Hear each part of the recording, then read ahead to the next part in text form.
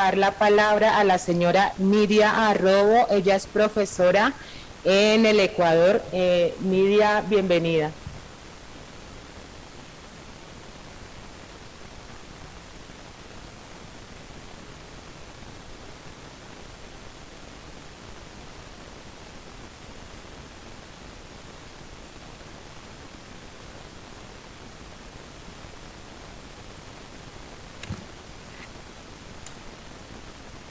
Sí, buenas tardes. Un minutito que acabo de instalar mi, mi aportación.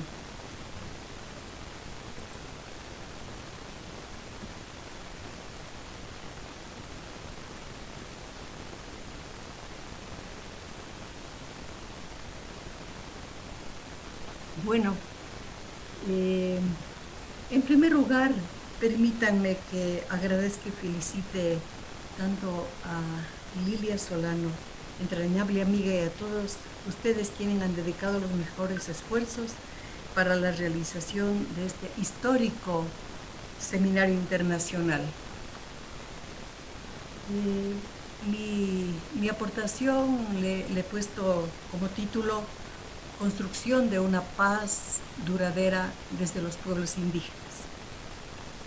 Y quiero empezar haciendo la lectura de una pequeña cita de Monseñor Leonidas Proaño, profeta de los pobres y obispo de los indios de Ecuador y de Abya-Yala.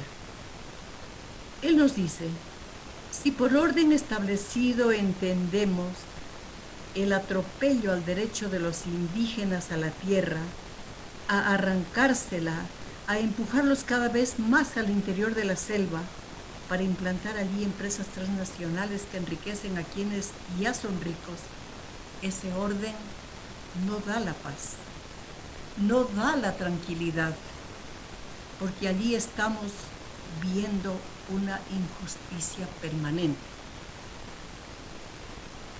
Emocionada saludo esta iniciativa, que es un urgente llamado a la conciencia internacional para analizar cuán amenazada está la paz mundial, la paz de nuestros pueblos, la paz de Colombia, de nuestra Abya-Yala, y juntos vislumbrar caminos que nos conduzcan a la búsqueda de estrategias y posibles soluciones.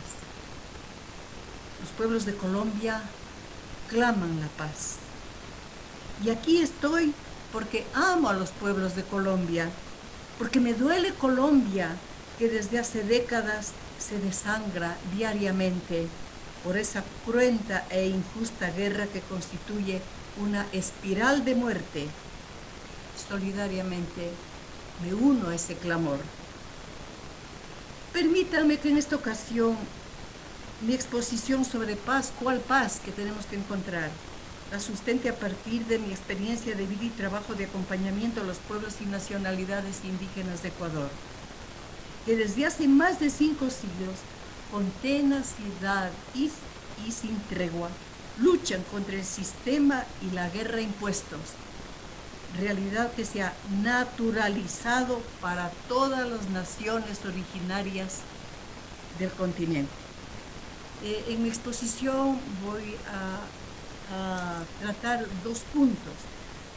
En primer lugar, atentados contra la paz. Y en segundo lugar, experiencias de lucha por la paz desde las naciones indígenas del Ecuador, para llegar después, en tercer lugar, a unas conclusiones. Atentados contra la paz. Los pueblos de Colombia, como todos los pueblos de Abya-Yala y del sur global, viven amenazados por presencia de la voracidad del sistema capitalista neoliberal, insaciable, corrupto y corruptor, que destruye la vida y la madre naturaleza, los pueblos, las culturas y sus cosmovisiones ancestrales. Los hechos ocurridos en estos tiempos y aún en tiempos de pandemia son escalofriantes. La violencia contra las comunidades indígenas en América Latina ha recrudecido el año pasado y la pandemia se ha convertido en un factor determinante. Las restricciones que ordenan los gobiernos para detener la expansión del coronavirus han sido un vehículo para que las organizaciones criminales controlen los territorios indígenas y acallen a sus líderes. El riesgo de muerte fue latente y cercano por la obligación del confinamiento. En un primer momento, y lo sigue siendo hoy, por la necesidad de reducir la movilidad para evitar el contagio. Muchos han sido víctimas de asesinatos colectivos, otros murieron como partes de las masacres.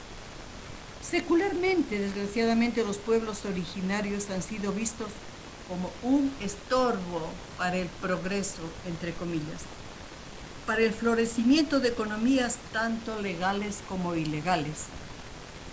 Han sido catalogados como un obstáculo para alcanzar el llamado desarrollo. Contra las naciones indígenas se han implementado sistemáticamente estructuras y políticas públicas, en muchos casos para exterminarlas y en la mayoría de voces para controlarlas. Y pensar que la raíz de nuestra Abya Yala, esta América indígena, es indígena y como pueblo no la hemos asumido. Otra sería la realidad de las naciones originarias si en la teoría y en la práctica los estados incluyeran en sus constituciones la autodeterminación política de los diferentes pueblos y nacionalidades y se respetara su propia organización y formas de vida basada en las comunas. Hasta la actualidad no hemos pasado de la multiculturalidad a la interculturalidad, de estados uninacionales a estados plurinacionales, en los cuales las naciones originarias ejerzan plenamente sus derechos y competencias, compartan el presupuesto nacional y vivan en paz y en armonía en sus territorios. Hasta la fecha, se realizan únicamente esfuerzos interculturales unilaterales que provienen precisamente de las naciones originarias. Los estados-nación, en sus sucesivas constituciones, jamás han ofrecido garantías para el ejercicio cabal de sus derechos colectivos como pueblos ancestrales. Y si en los casos como nuestro Ecuador y Bolivia se ha declarado ya el Estado como plurinacional, esta declaratoria no ha pasado y no pasa de estar en el papel. La realidad es, como denuncia un dirigente indígena, están asesinando a nuestra gente y desplazándola de sus territorios para la imposición de actividades mineras y petroleras. Se constata que en todos los estados-nación la violencia proviene del Estado, de sus viciadas relaciones con el capitalismo neoliberal, con el narcotráfico, con las mafias y con el establishment. Esto conlleva irrespeto a la libre determinación de los pueblos y, en el caso de las naciones originarias, a la violación del derecho a la consulta previa, libre e informada. En estas fecundas y ricas tierras de Abya Yala, a partir de la conquista española, la paz en que vivían las naciones originarias sufrió un colapso. Desde entonces han venido siendo permanente amenazada la paz, el despojo de sus territorios, el saqueo, las masacres sucesivas, la imposición de constituciones, leyes y gobiernos ajenos totalmente a sus culturas y atentatorias para su supervivencia, se han venido sucediendo a lo largo de estos 5 siglos y en este nuevo milenio se siguen perpetrando. Se trata de una verdadera guerra desatada contra los primeros y auténticos habitantes de estos territorios. Sin embargo, los pueblos y naciones originarios jamás se han rendido ni han claudicado en la defensa de su heredad territorial. ni de sus derechos ancestrales. Es más, época tras época han ido encontrando a lo largo de la historia diversas e innovadoras estrategias ejemplares de resistencia, todas ellas desde la opción no violenta activa. Basta una mirada a los estados-nación de Abya Yala para constatar que aquí las naciones indígenas no viven en paz, porque nos topamos con estados uninacionales en los cuales se ha absolutizado la cultura dominante, que incluso es llamada cultura nacional, y en muchos casos se habla de la cultura latinoamericana. Los territorios ancestrales indígenas no son reconocidos como tales y permanentemente se los invade. Los indígenas no gozan de la garantía ni de los derechos humanos fundamentales y menos aún de sus derechos como pueblos. Sus lenguas siguen estigmatizadas. Se implementan en sus territorios megaproyectos, como por ejemplo el Tren Maya, allá en México, la construcción de hidroeléctricas aquí, por allá, y apertura de pequeñas y grandes carreteras como la transoceánica del sur y los corredores viales centroamericanos para el llamado progreso de América Latina. Obras todas inconsultas que agreden y pasan por los territorios indígenas. En definitiva, las naciones originarias no tienen posibilidad de gobernarse a sí mismos, de hacer su política propia, de elegir sus propias autoridades según sus genuinos principios, ni de decidir por sí mismas su destino. Monseñor Proaño sabiamente nos aclara, comillas, la sociedad no está organizada de tal manera que cada uno reciba lo que tiene derecho a recibir. No está organizada de tal manera que se le reconozca a cada uno lo que debe aportar para el bienestar de todo el conjunto. No está hecha para que todos, amándonos fraternalmente, aprendamos a formar no solamente una familia reducida en número, sino una gran familia. La familia ecuatoriana aquí, por ejemplo, la familia latinoamericana, la familia universal en el mundo entero. Porque hay egoísmo, porque hay ambiciones, porque el poder del dinero, el poder político, el poder de las armas, el del prestigio, del nombre, de la fama, empuja a muchos hombres a tratar de apoderarse de todo lo que significa riquezas en el mundo y convertirse a sí mismos y convertir a sus respectivos países en lo que llamamos potencias dominadoras, potencias que se hacen cada vez más ricas a costa de las lágrimas, el sufrimiento, el trabajo de los países pobres, de los países llamados del tercer mundo. Hay una tremenda injusticia entonces que se comete a nivel internacional y estamos llamados a contribuir para que en ese ambiente, en este horizonte tenebroso, se empiece a construir la paz. Cierro comillas. Experiencias de lucha por la paz, segundo, desde las naciones originarias del Ecuador. Ya he dicho que existe la violencia estructural institucionalizada, que deviene en una guerra impuesta desde el Estado contra los pueblos y los territorios. Violencia que afecta en mayor grado a las naciones indígenas, su vida y sus culturas aquí en Ecuador. Pero las naciones indígenas aquí no permanecen ni resignadas ni inmovilizadas. Están en lucha permanente. Varias características singularizan lo esencial de su accionar, entre las cuales son notables. Por ejemplo, la fidelidad a valores y principios de sus cosmovisiones, la defensa de sus identidades y territorios ancestrales, la capacidad de organizarse, de proponer, de movilizarse, la opción por la no violencia activa, la permanente resistencia pacífica. En todas partes proclaman, queremos morir de viejos, y frente al fusil, la palabra.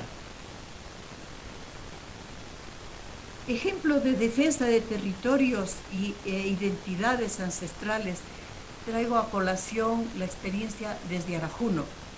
en el corazón de la Amazonía ecuatoriana, Llano Avilca y Yomara, dos adolescentes quichuas, jovencitas, al iniciar su exposición en un seminario internacional expresaron: salvaje no es quien vive en la naturaleza, salvaje es quien la destruye. Ellas, con toda su comunidad y con el ejemplo de sus padres y de sus antepasados, luchan por la protección de la cultura quichua, uso y manejo sostenible de la biodiversidad mediante la interrelación del conocimiento ancestral con el conocimiento científico para el mantenimiento y vigencia del Suma Causay en el territorio del Pucarrum. En su intervención enfatizaron que defienden la filosofía del Suma Causay, que es la vida en plenitud para todas las vidas. El Suma Calpa, espacio territorial de vida donde coexiste la comunidad con la naturaleza, y el Sacha Runa Yacha, que incluye conjunto de saberes, conocimientos y prácticas de manejo sostenible de los bienes culturales. Con esto, sostienen, podemos enfrentar con ventaja la presencia invasora de agentes gubernamentales y de las transnacionales que atentan contra la paz en sus territorios, y también el calentamiento global que nos acosa. Segundo, capacidad de organizarse, movilizarse, capacidad de propuesta y de resistencia. Y traigo a colación la historia del pueblo quichua Sarayaco en la Amazonía ecuatoriana, que es uno de los casos emblemáticos de resistencia indígena por la resistencia, por la defensa de su territorio. Desde 1992 vienen luchando y consiguieron que se les asigne 200.000 hectáreas de tierra como territorio ancestral propio, pero sin embargo, pronto entraron transnacionales, la CGC Argentina, e invadieron sus tierras, pusieron bombas antipersonales, sembraron de bombas a todo el territorio, los desplazaron, secuestraron a dirigentes y trataron de acallarlos, pero ellos fueron a la Corte Interamericana de Derechos Humanos, pusieron una demanda, y a pesar de que ha habido toda una movilización del Estado ecuatoriano y del ejército a los territorios para frenar este juicio y la acción no violenta de los arayacos, triunfaron, recibieron el retiro voluntario de la empresa CGC del bloque 23 y el reconocimiento y disculpas públicas por violaciones a los derechos humanos cometidas en contra de Sarayaco. Con la resistencia hemos logrado mucho en nuestra comunidad, sostiene Noemí Gualenga, lideresa del pueblo, y comunitariamente han diseñado hace un par de años su plan de vida con la práctica del Causa Sacha, que significa selva viviente. Plan de vida con el cual rescatan que la selva es viva, que está viva en las lagunas, en los montes, en los cerros, en los árboles, que está viva aún en el ser, dice ella, más chiquito e invisible que se ve solo en el laboratorio, y está viva en el ser supremo, el más grande de todos, que está en conexión con el ser humano y convive en la naturaleza. Y como tercer punto de este aporte, yo tengo la opción por la no violencia activa. Y aquí traigo a colación la organización nacional denominada la CONAIE, que nació en 1986 como fruto sostenido de un proceso colectivo, comunitario, organizativo, de 17 pueblos y 14 nacionalidades indígenas para construir su Consejo de Gobierno. Desde entonces, la CONAIE lucha por la construcción del Estado plurinacional, por la vigencia y garantía de los derechos colectivos, por cultura, tierra y territorios. De la lucha reivindicativa sindical, tuvieron la entereza, la sagacidad de pasar de la lucha sindical al cuestionamiento del Estado-Nación y de mando de cambio de estructura del Estado, hasta ahora sustentado sobre la colonialidad y la ideología capitalista racista. La incidencia política a lo largo de estos 35 años es enorme. Las naciones indígenas han pasado, como les dije, de la protesta a la propuesta. Términos y modalidades propios de lucha se han venido recreando de acuerdo a sus cosmovisiones. Utilizan el término mandato en lugar del histórico pliego de peticiones. El de planes de vida en lugar de planes de desarrollo, y realizan marchas y levantamientos en lugar de paros y huelgas. Así, desde 1990, en el que aconteció aquí en Ecuador el primer levantamiento indígena continental y posicionó al movimiento indígena como referente político nacional e internacional, y posibilitó que pueblos indígenas de Abya Yala vayan construyendo la unidad para defender sus derechos.